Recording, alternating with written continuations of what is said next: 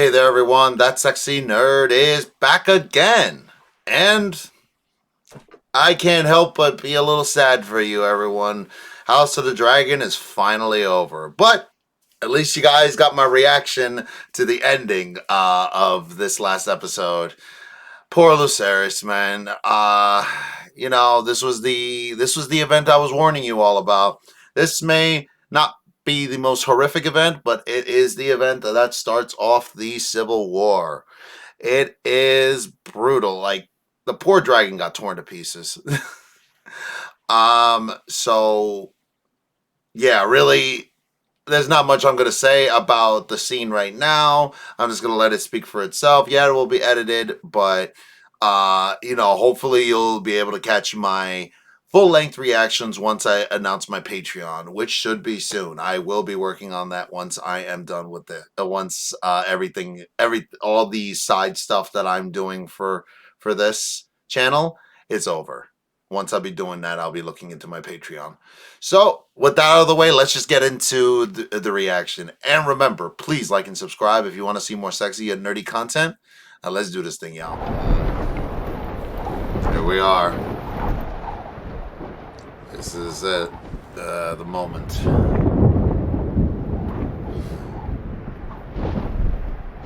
Really. So...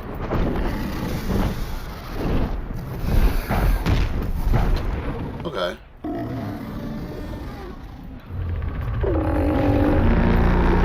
Oh, there she is.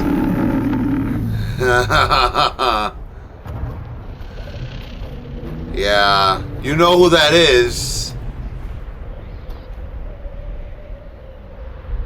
I am Prince Lucerys Velaryon.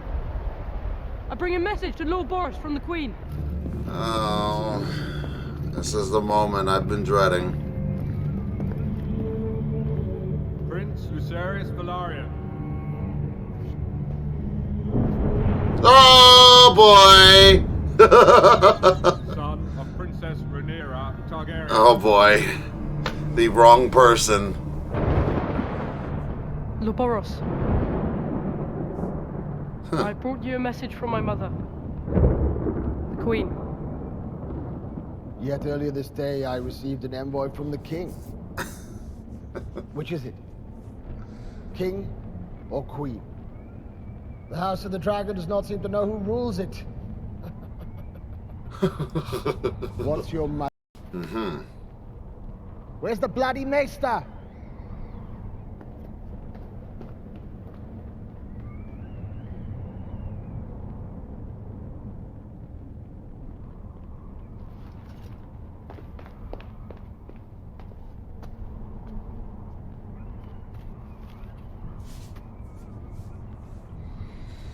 What?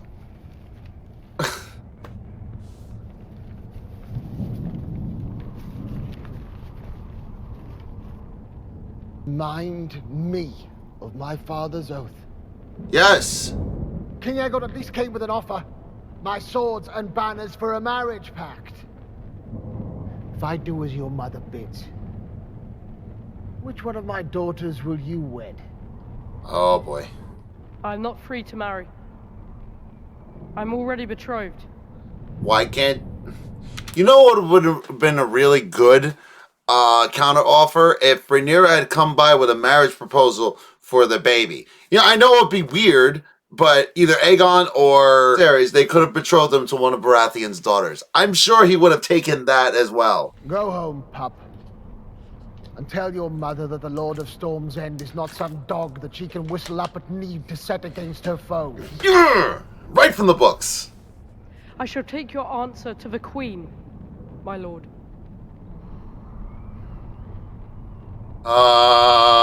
Leave! Just leave! Just go, get, Did you really think that you could just fly about the realm, trying to steal my brother's throne at no cost? I will not fight you. I came as a messenger, not a warrior. Fight would be little challenge. Then leave. Just go. Run. Go. I want you to put out your Oh! It's payment for mine. Oh. did it. One will serve. Wow. He looks fantastic. No. Then you are craven as well as a traitor. Not in my hall! The boy came as an envoy. I'll not have blood shed beneath my roof. Take Prince Lucerys back to his dragon. Now. Iman.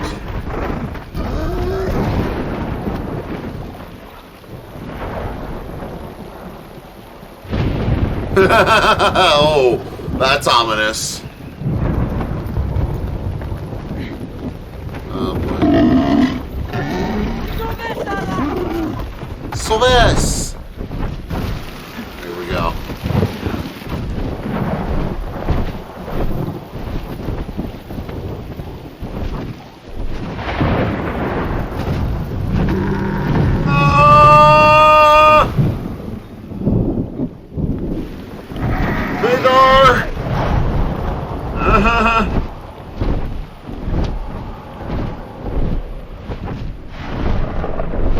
Oh, there she is.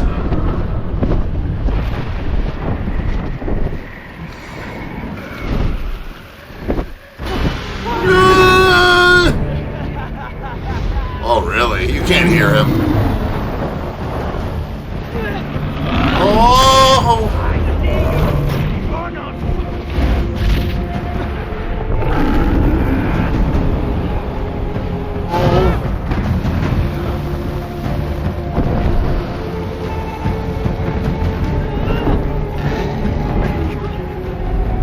Oh.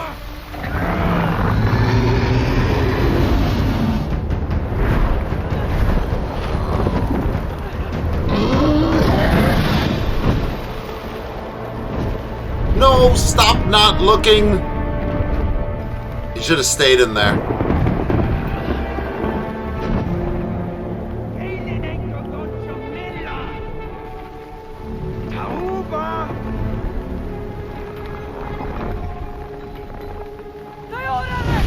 What?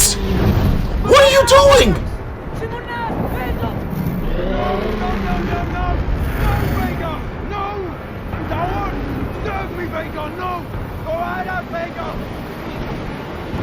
What?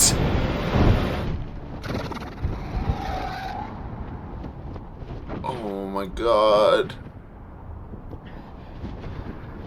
That's the worst place you could be! No!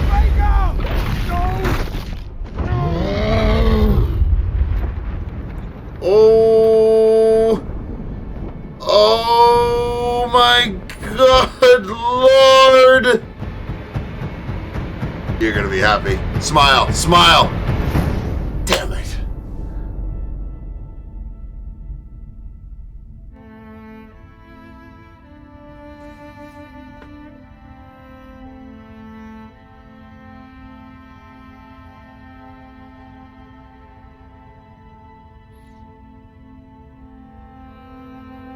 That's awful.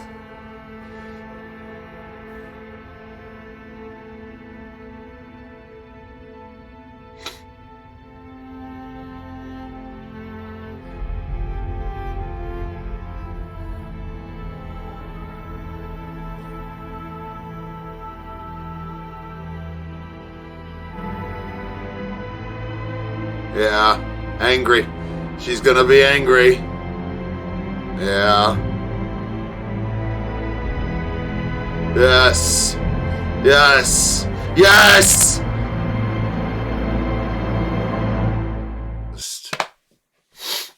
It was brilliant. Perfect. Beautiful. Everything I wanted ever. But now there's an air of mystery to what happened. Like, why? Why did Arax attack Vhagar? Because I saw that. Now they're saying that Aemon was, like, not willing to kill him, so fine. Yeah, it seems, well, I don't know. I don't know how believable, because they're saying, like, that these people are not vengeful. I don't know if I like that. But at the same time, I kind of do, because it could set up different levels, and and intricacies. I don't know. I'm kind of confused and torn about how that situation unfolded, but I love it at the same time. I'm just. And now we gotta wait another 2 years. I mean,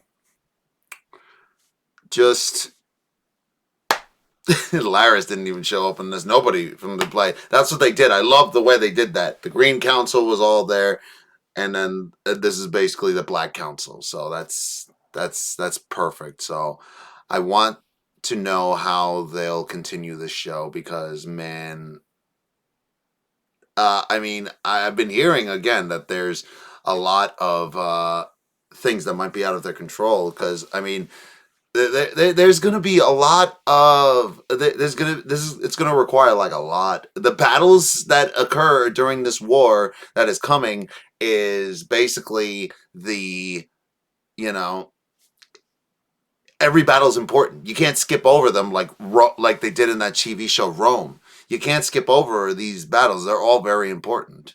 I mean, maybe you can kind of skip a couple of them, but still. And I wonder, speaking of which, on a kind of unrelated note, what are we gonna do with Cregan Stark? Because they're saying that he's younger. Again, that was my biggest pet peeve about the thing that they're saying that he's younger, but he's supposed to be older. And the I can't even spoil it. It's just he's supposed to take a lot of a symbol. Let's just say he's supposed to take a lot of authority, and he's supposed to do a lot of that. But I don't know. Maybe if the amount of authority and everything that he actually takes part in actually shows his wisdom and courage and everything, then I guess I'll be all right with that. But honestly, these people have impressed me so much with this series that it's really just I trust them to really come through, or maybe even make it better because that's what they've been doing. A lot of the stuff in the book, a lot of the stuff in this show, I prefer to the books. I mean, you can't. I don't think people can say the same thing about about Game of Thrones itself, which is a spectacular achievement. Even the author himself said, "I wish I could just tear up the damn pages and rewrite the book," because especially because of Viserys. And he became a standout. Who knows? He might even win an Emmy for his role, and I'm all here for it. Amazing, wasn't it? So I have my theories about how season 2 is going to start. I feel like, imagine, season 2 is going to start very similarly to the first episode where somebody's just riding on a horse in Winterfell. And I don't know. And they just have the same music there. I mean, that's the way I picture it. So, I mean, I don't know. That's how I would open it as a Game of Thrones fan. And these people look like they're Game of Thrones fans. And they really haven't disappointed me yet.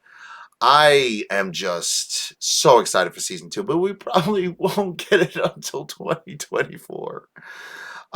Yeah, so I feel like they're going to open in Winterfell. And Jace is going to be getting there and talking to Cregan, which is... They're saying that he's around the same age, which should be bold. But I want to see where they go with this.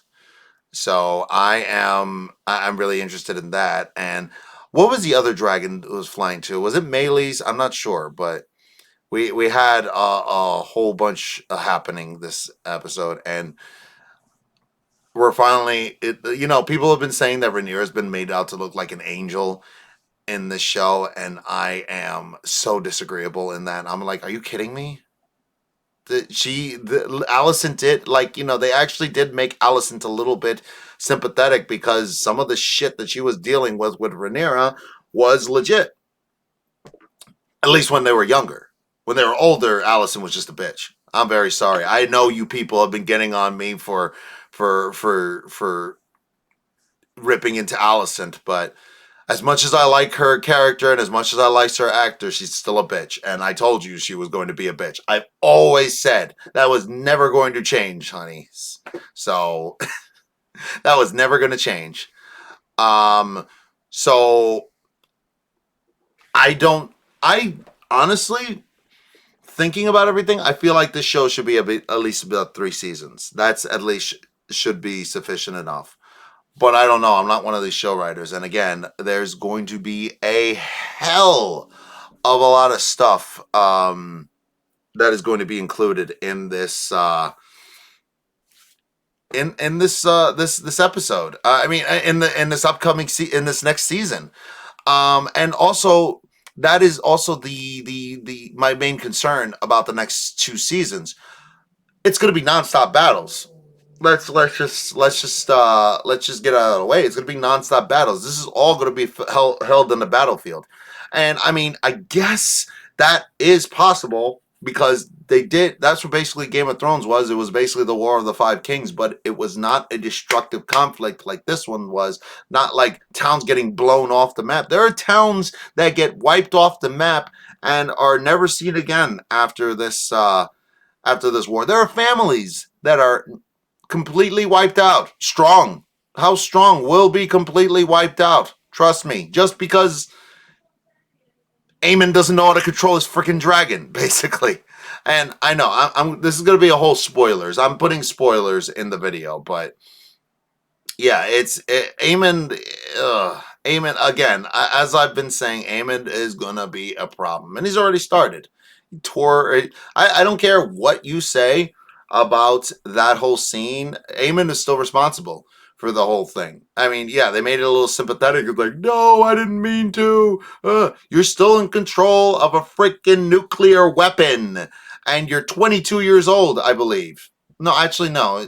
Eamon should be about 18 or something like that. I don't know. I honestly, the age they're supposed to be. Aemon is supposed to be like 20 or some abouts, and Aegon is supposed to be like 22 because that's what they said. He was 20 and 2. At least Aegon was. So I'm not sure. I kind of have a theory that Aemon is 18 and Aegon is 20. So I feel that's the age distinction as far as what I have done in my head, but I've never heard anybody actually come up with their actual ages in the show. So I am. So that with that out of the way, yeah. Poor Lucerys, man. Yeah. Oh, there's a theory out there, by the way, that Lucerys never did die, and that he just lost his memory and was living happily ever after as not a sea captain or the drift. That's so sad, man. It really is sad if you think about it, but. No, Vhagar ate the whole thing. Like pieces of the dragon were missing because Vhagar swallowed it.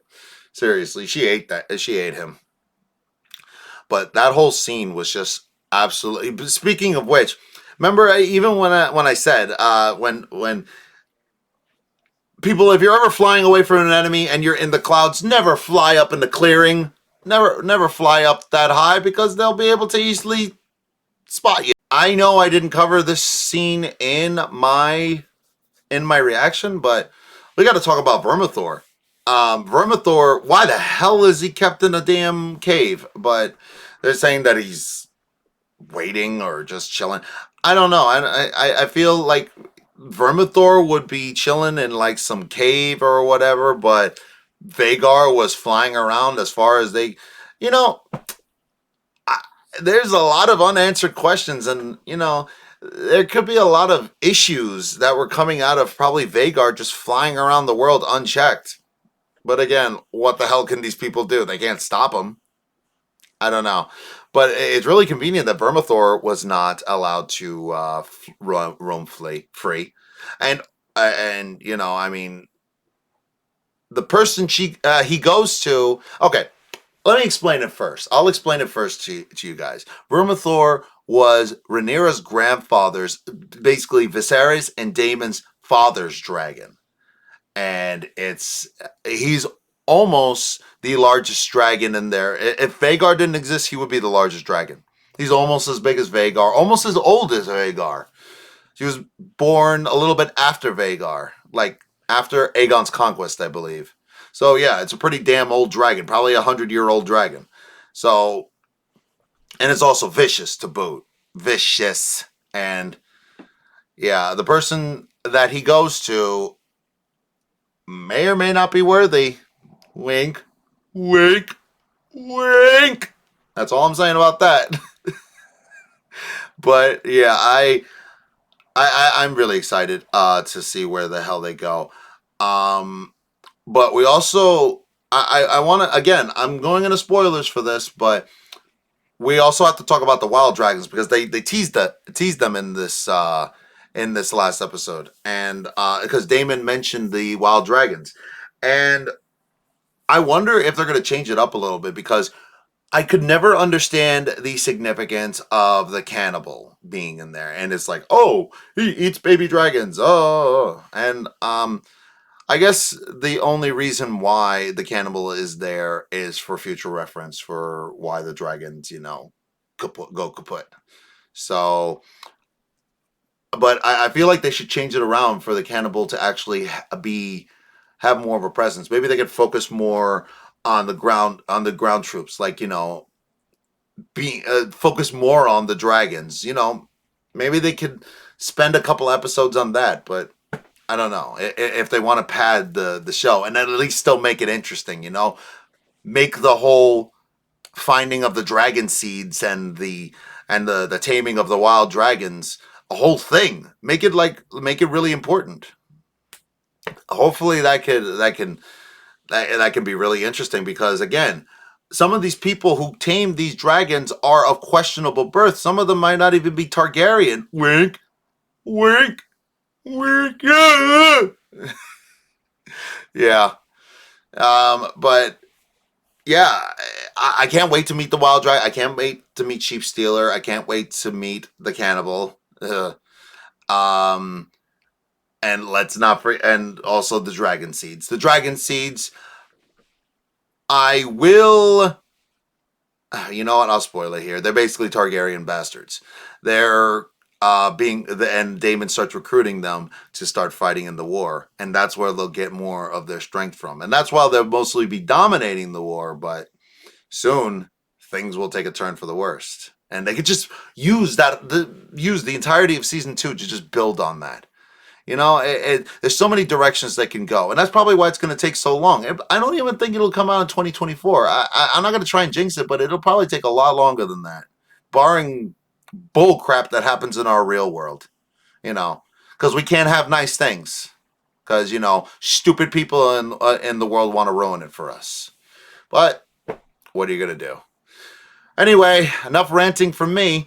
Please like and subscribe if you want to see more sexy and nerdy content. And I'll see you all in the next episode.